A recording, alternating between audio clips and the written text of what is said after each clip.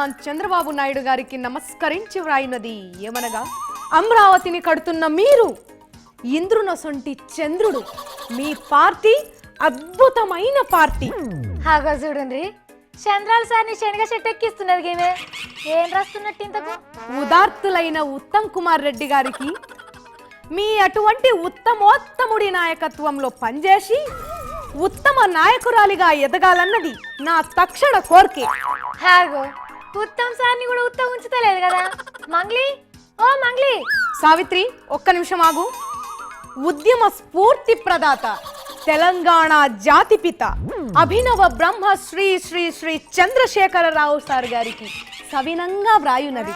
ఓహోహో, అందరినీ ఆకాశ మంచులకు పట్టుకోపోతుంది కదా. వరుస పెట్టి అన్ని పార్టీల లీడర్లకు లెటర్లు రాస్తున్నది మంగ్లీ. ఈ లెటర్లు నన్ను పైకి తీసుకుపోయే లాడర్లు అంటే నిచ్చెన్లు సావిత్రి. నిచ్చెన్లు కాదు, నేను అడిగే క్వశ్చన్లకు జవాబు చెప్పు ముందుగాల. ముగ్గురికి మురిపెంగా లెటర్ రాసుట్లా నీ శంకిని ఉపాయం ఏందో? వరంగల్ బై ఎలక్షన్ల ఎంపీ టికెట్ కోసమే గీ తిప్పల్ సావిత్రి. ఏంది ఎంపీ టికెటా? అది కూడా నీకా? నేనేమన్నా బస్ టికెట్ ఇయ్యమన్నానా? ఎంపీ టికెటే కదా నేను ఇయ్యమన్నది. ఎందుకంత షాక్ అవుతున్నావు? ఎంపీగా పోటీ చేయాలంటే ఏమేమి ఉండాలో నీకు తెలియదు అనుకుంటా. కార్యకర్తల సపోర్ట్ ఉండాలి, పర్పతి పైసలు ఉండాలి, ఫైనల్ గా పార్టీ పెద్దల అండ ఉండాలమ్మా.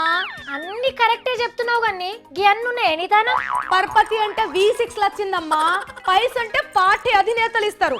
అవసరమైతే పోటీ చేసేటందుకు బ్యాంక్ లోన్ కూడా అడుగుతాయేమనుకుంటున్నావు? ఓట్లలో నిలబడితే ఈనాడు మా బ్యాంకులు లోన్లు కూడా ఇస్తున్నాయి. లోన్లు అంటే ఇప్పటిదానికి ఎవరు ఇవ్వలేదు, కానీ గెలిచినాక వన్ టైం సెటిల్ చేస్తా అంటే ఎవరైనా ఇస్తారు. ముందు మురిసినమ్మా పండగేరు కదా అన్నట్టు తోకమట్టవు నువ్వే ఉన్నావా? ఎంతో మంది లైన్లు ఉన్నారు వరంగల్కి వెళ్ళి పోటీ చేస్తేందుకు. ఈ ఎడ్డి సావిత్రి, ఎవరిని నిలబెట్టాలో ఎవ్వరికి క్లారిటీ లేదాడా. అందుకే అంతో ఇంతో జనాలకు తెలిసిన నన్ను నిలబెడితే నేను వాళ్ళ పార్టీ పరువును ఆరాం కుర్చీ వేసి మరి కూర్చుండబెడతా. కాదు మంగ్లీ, కడియం సార్ బిడ్డే రాజయ్య సార్ వాళ్ళ మేడం ఇంకో ఇద్దరు ముగ్గురు పేర్లల్లా ఎవరు నిలబెడతారట టీఆర్ఎస్ వాళ్ళు. టీఆర్ఎస్ లో మిస్ అయితే టీడీపీ లేదా, టీడీపీ లేకుంటే కాంగ్రెస్ లేదా, కాంగ్రెస్ ఇయ్యకుంటే బీజేపీ లేదా, బీజేపీ లేదంటే వైఎస్ఆర్ కాంగ్రెస్ పార్టీ లేదా. ఏం లేని ఇస్తరాకు ఎగిరెగిరి పడునంటే గిదే. మనసుంటోళ్ళు లైన్లో నిల్చొని ఓటేయాల గాని ఓటేపించుకోవాలనుకోవద్దు.